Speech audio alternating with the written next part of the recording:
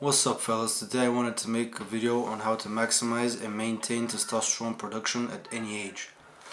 Since it's a big debate and there are so many people that discuss testosterone optimization, blah blah blah, everyone in the industry is talking about it, and to me it's really simple, and I'm not going to make this video long at all. It's going to be short and concise, and is going to contain all of the relevant information you need on how to maintain and optimize testosterone, not even including which supplements you can take, because the main changes you can make in optimizing testosterone production are mainly lifestyle changes and nutrition changes. And then after you've maxed out lifestyle and nutrition, then you can use supplements to eke out just a little bit more than you could without them.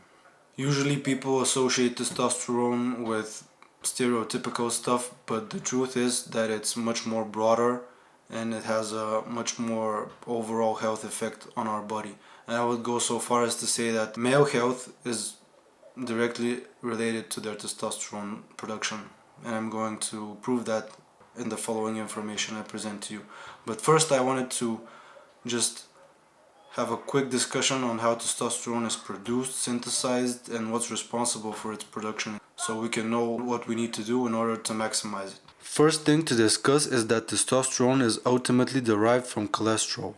Knowing that, it's important to consume high cholesterol foods such as egg yolks and animal fats in order to have the building blocks needed to synthesize testosterone.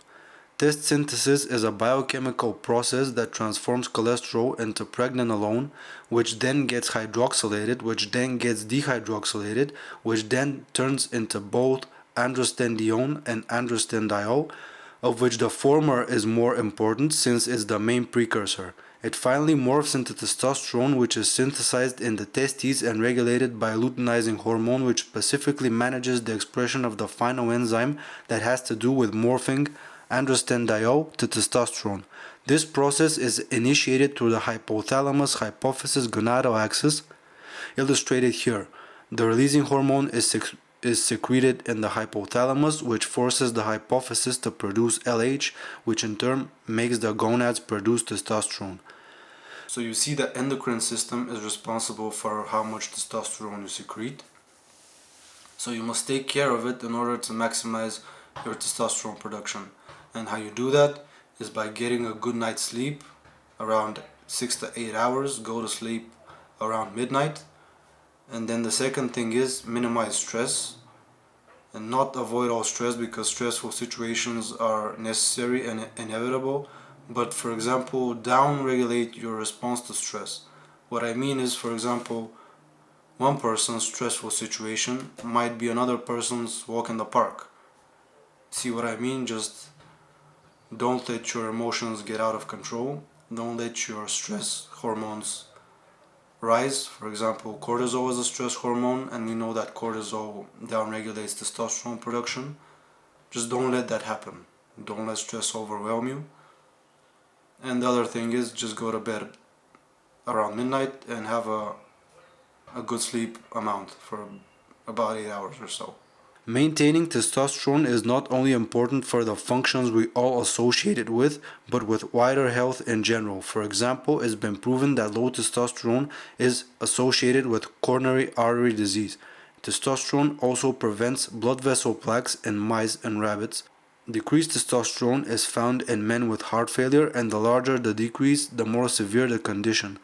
Next, I wanted to talk about how testosterone is transported in the body and the whole SHBG debate.